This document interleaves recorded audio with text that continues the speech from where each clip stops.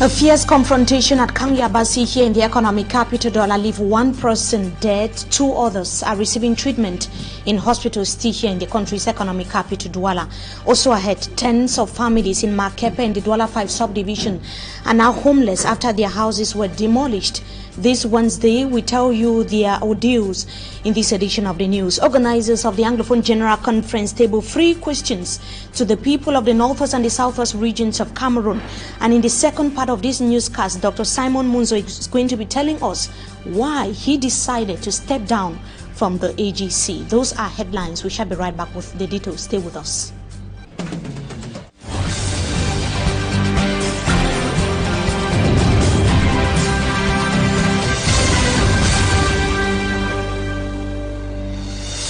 Good evening to you, ladies and gentlemen. We thank you so much for joining us in this edition of the 6 p.m. primetime newscast on Equinoxe television.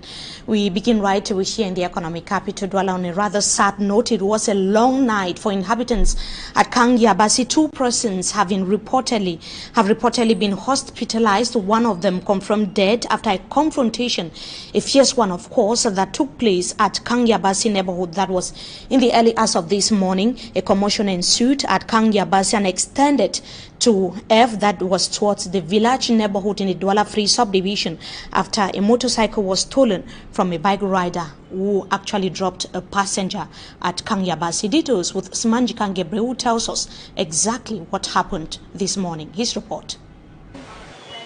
Ramshackled room and vandalized cars. These were some of the immediate properties lost as a result of a confrontation that took place Wednesday morning at the Kangyabasi neighborhood of the Douala 2 municipality. According to a victim of the incident, they forced the gate open and entered the compound, but began by destroying the cars outside. And after they successfully came into the house, throughout the time they were destroying outside, my brothers managed to force some people inside the ceiling. Since they came in 2 groups, when the second group came, they were heavily armed with knives. The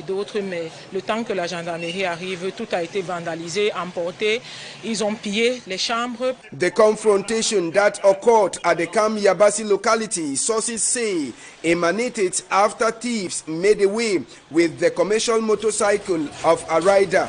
The latter, who brought his friends, partially destroyed a store by the roadside before making their way into a nearby residence. Inside, 2 persons were stabbed and 1 is alleged to have given up the ghost on their way to the hospital. Meanwhile, a room was ramshackled, a television set and telephones taken away, while another wasn't touched. The timely intervention of the police, gendarme and a special unit of the police, JME, brought order to the zone that witnessed a tense atmosphere in the early hours of the day. And dozens of residents in Makepe, that is a locality in the Douala 5 subdivision, as we announced in the headlines, will spend the night in the open air. That is going to be today after their houses were demolished by agents from the Douala City Council. This is to deviate a drainage channel or a drainage system to link the mainstream to the victims that were informed. That was rather too late. Details with Equinoxe and Aze. For a couple of days now, a fraction of inhabitants of Makepe PTP, notably Block Car, have lost slumber. Being in the Douala 5 municipality, the original cause of their nightmare has been the deviation of this drainage channel towards their homes. Initially, this drainage channel was directed towards the university area.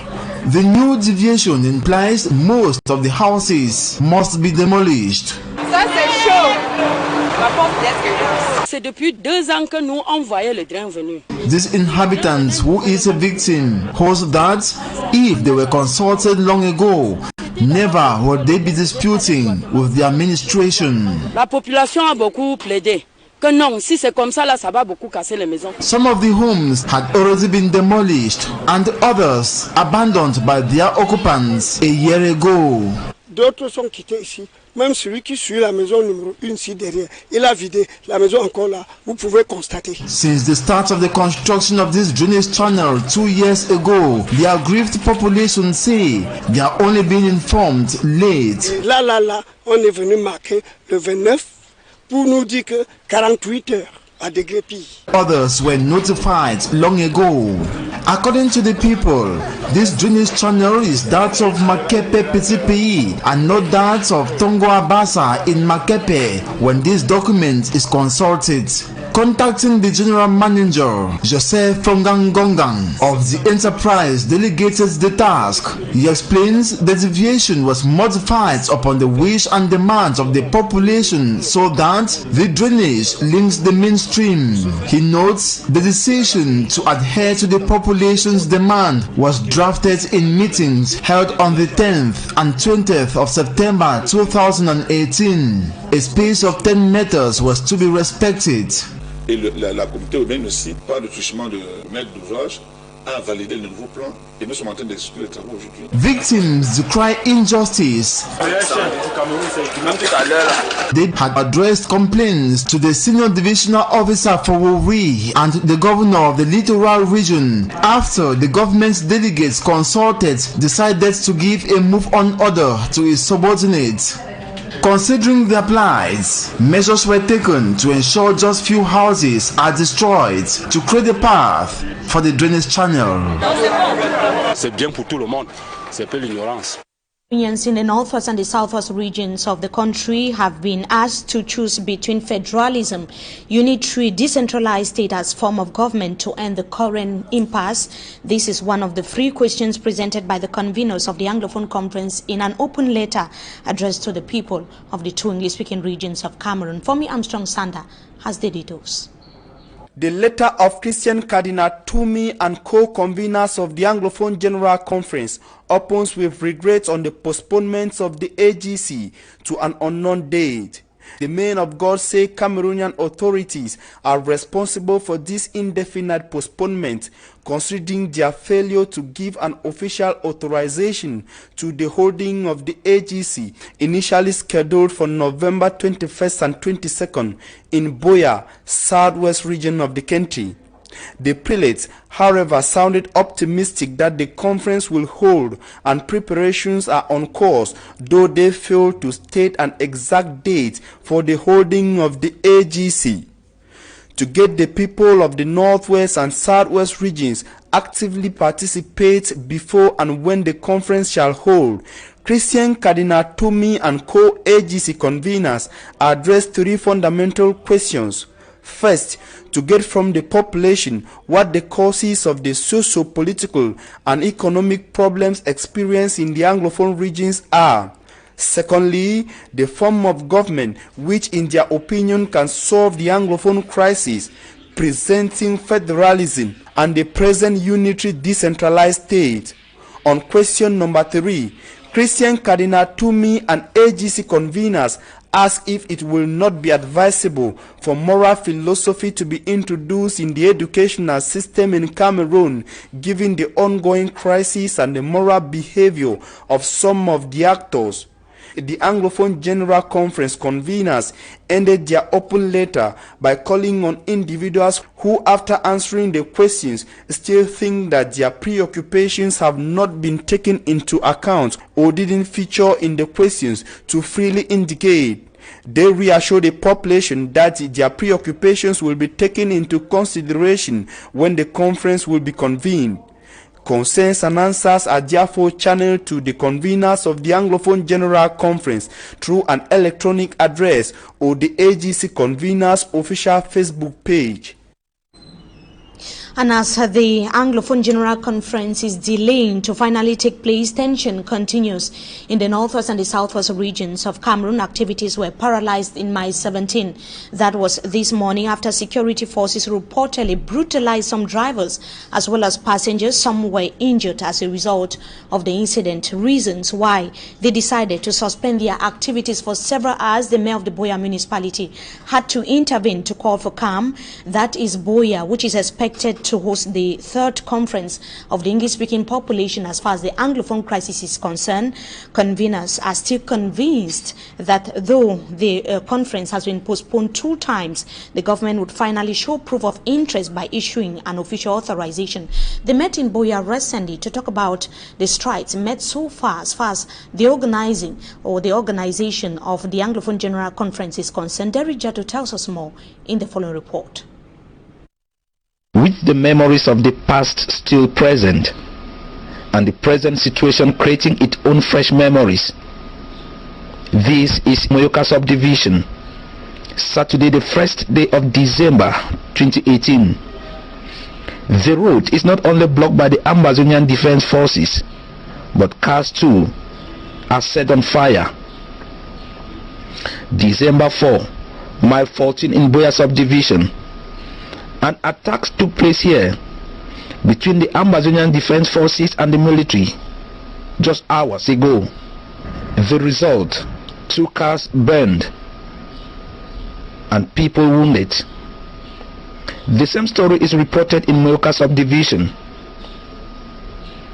And at a time, critics say many calls for dialogue have seemingly gone unanswered, with the Anglophone crisis escalating on the ground. The conveners of the Anglophone General Conference are moving closer.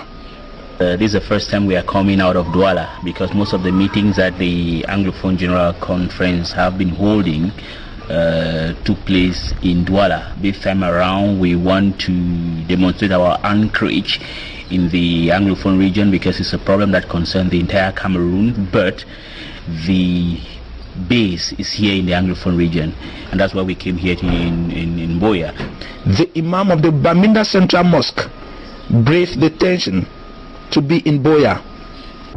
We, the religious bodies, we have no interest other than peace in the country. So that is why we are persisting that peace should come. And then we are inviting everybody who can contribute to peace in this struggle. Thank you very much. This crisis. And the Cameroon Baptist Convention has also joined to push for the Anglophone General Conference to take place. I'm Reverend Timothy Lyombe, Field Pastor of Support Field Council of Churches, representing the Executive President of the Cameroon Baptist Convention.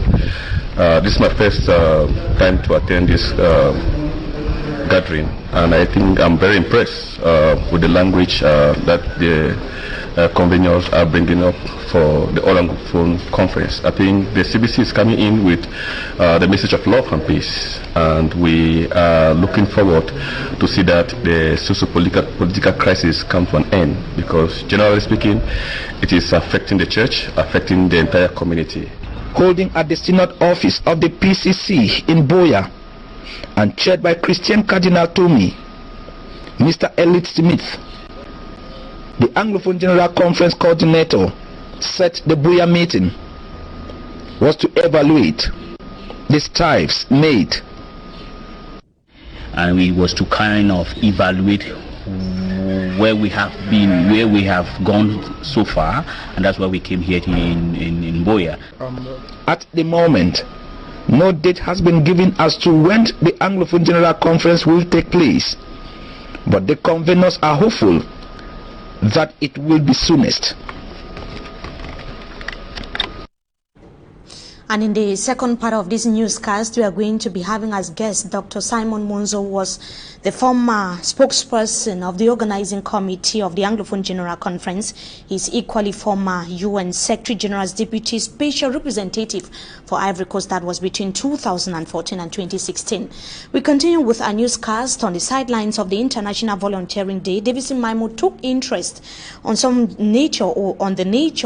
the volunteering nature of some youth in Batoke. Batoke is a locality in Limbe of the southwest region of Cameroon. They told him that serving their community has been a habit.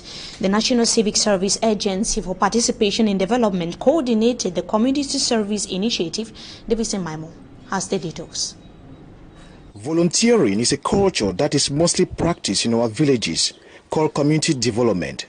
However, in our cities and towns, youth who are supposed to catapult volunteering activities do not see themselves working for free. Come to think of it, employers need proof of the employee to have worked somewhere, which in most cases can only be obtained through volunteering. Undergoing voluntary agricultural program in Batoke village, under the National Civic Service Agency for the Participation in Development, these youth came out in their numbers, cleaning the Batoke Health Center as part of activities celebrating this year International Volunteering Day. Akbar Daniel is the regional coordinator for the Southwest region. This activity falls under activity of general interest, as we call it. It's part of our model that you carry out a selfless activity without thinking of any remuneration behind. That's why you see them, if you see the way they've worked since morning, they are happy. It is a notion that was given to them during this 6 months training that we are giving them, that they are trying to apply now practically on the field. To the youth, volunteering activities give an internal satisfaction in participating in the development of their community. We are volunteers. We are not being paid, but we have love for our country. We are patriots. We have to contribute for nation building. I'm happy because I'm doing it for myself and my family, even though I'm not being paid. I'm happy to develop my community. I will not wait for somebody else to come and develop my community. The International Volunteering Day was instituted by the United Nations in 1985 to encourage government to support volunteers' effort and, most importantly, recognize volunteers' contribution to the achievement of the Sustainable Development Goals at local, national, and international levels. And that brings us to the end of this first segment of the news. Time for us to meet our guests tonight. We shall be right back. Stay with us.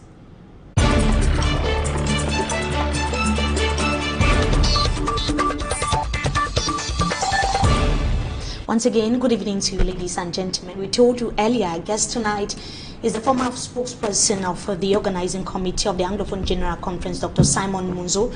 Doctor, good evening to you. Thank you so much for joining us tonight on Talking Point. Well, thank you very much, Mimi. Thank you for having me. You are part of the organizing committee of the AGC, and apart from that, you are equally the former UN Secretary General's Deputy Special Representative for Ivory Coast. That was between 2014 and 2016. Thank you so much once again for coming. Well, thank you for having me. Thank Doctor, you very much. Many people would want to find out from you, just less than 1 week to the holding of the AGC, which was finally postponed, you decided to step down. What were your motives? Well, it was very, very simple, actually, because as you say, it was about 9 days to the expected convening or the expected meeting. And, you know, on the 12th of November, the conveners had a review meeting in Yaoundé, which I attended. And the reason why we held it in Yaoundé was that the following day, the 13th, we were going to have a meeting with the head of the European Union delegation to Cameroon, all the 6 resident ambassadors of EU member countries present in Cameroon, the US Embassy, the Canadian High Commission, the British High Commission, and the coordinator of the UN system. So it was a very important meeting in Yaoundé. And indeed, the meeting took place. And then in the evening, we also had a very important meeting with a delegation of visiting heads of regional offices of a number of UN humanitarian agencies like WFP, WHO, which are based in Dakar, but they were on mission to Cameroon and they requested a meeting with us. All of that went very well. And then we had a meeting in the evening of that 13th to review the way the day had gone.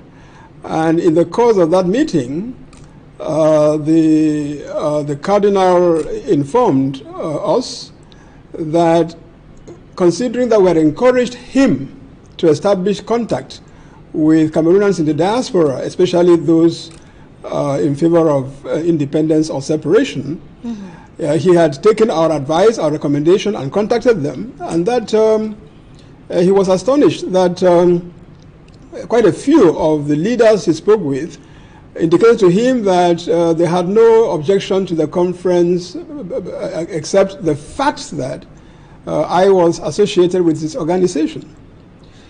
Now it is remarkable that the day before, so Monday the 12th, Chris Anu issued yet another audio video, in which once again he said that the meeting was not going to take place, the IG was against it, they were decreeing a 5-day lockdown of the territory, calling Cardinal Tumi and I collaborators of the Yaoundé regime, etc., etc.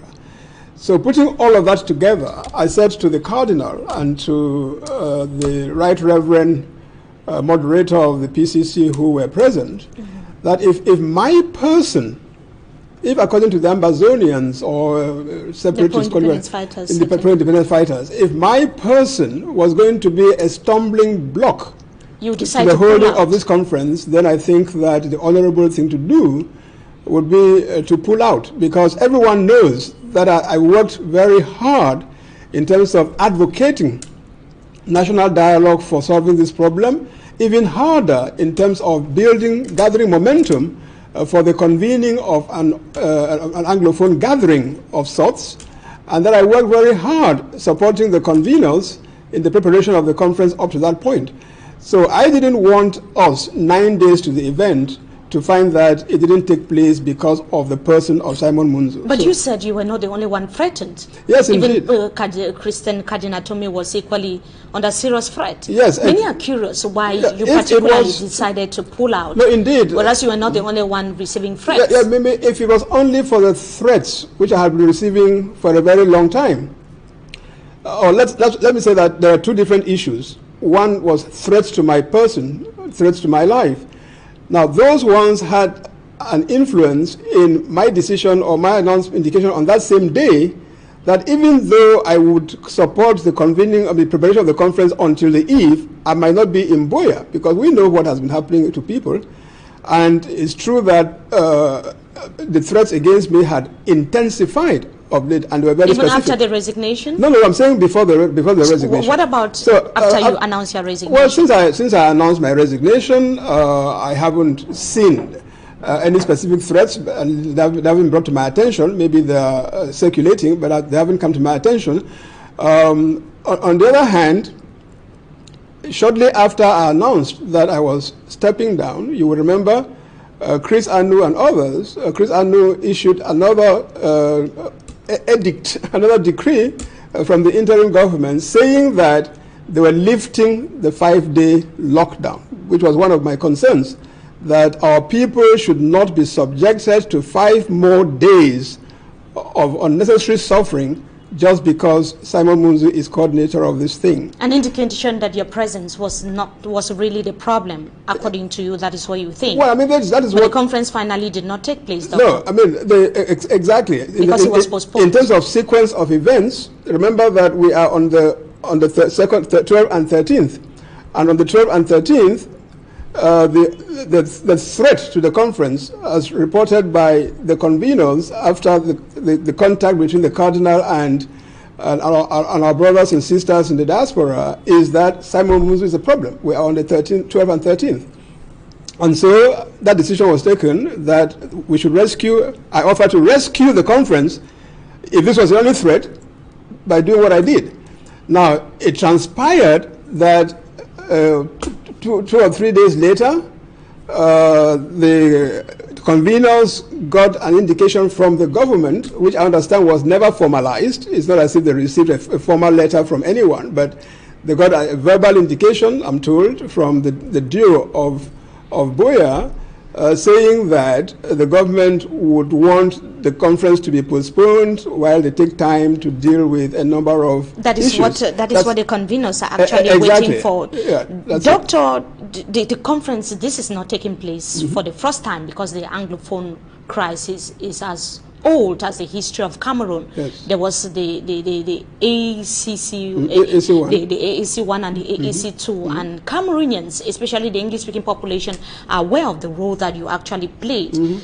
Do you see yourself on the right side of history as far as the other Anglophone conferences are concerned? Oh, yes, I do. I see myself on the right side of history. You know, if you're on the right side of history, why would they not want you to be part of this Anglophone conference? No, I am on the right side of history. You know, in matters of civic protest, civil disobedience, and all of that, the gains are incremental.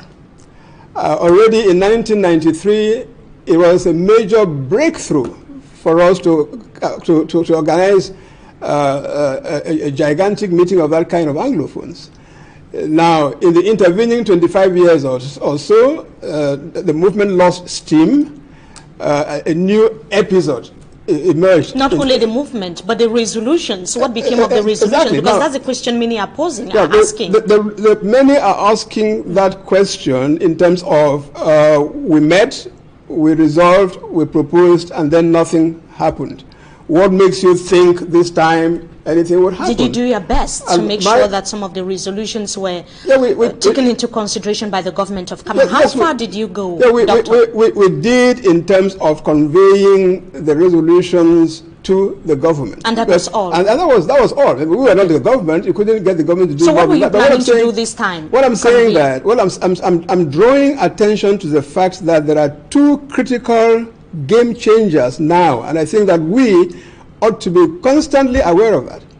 The first, which makes this episode different from that of 1993-1994, is the involvement of the general population of the Northern and Southwest. In 93-94, it was a business of an elite group that we were. This one is a general. This one is a people's thing. And it is the power of the people, the pressure of the people, not necessarily through violence, but just determination. Remember that the no school call, the Monday ghost towns were not decreed by people who were carrying arms. These were demanded by the consortium, and the population followed. It tells you that it is possible that the population can, through non-violent means of protest, sustained and followed by the general masses, can produce results. And we should persevere on that route, number one. Number two, as a result of this crisis, the international community has become aware of the Anglophone problem and the justice of our cause. The fact that our people have been suffering this marginalization, domination, assimilation all this while, and we were kind of weeping as well in silence, unknown to the rest of the world. Now the whole world knows. As you can see, the issue being discussed in various parliaments and so on.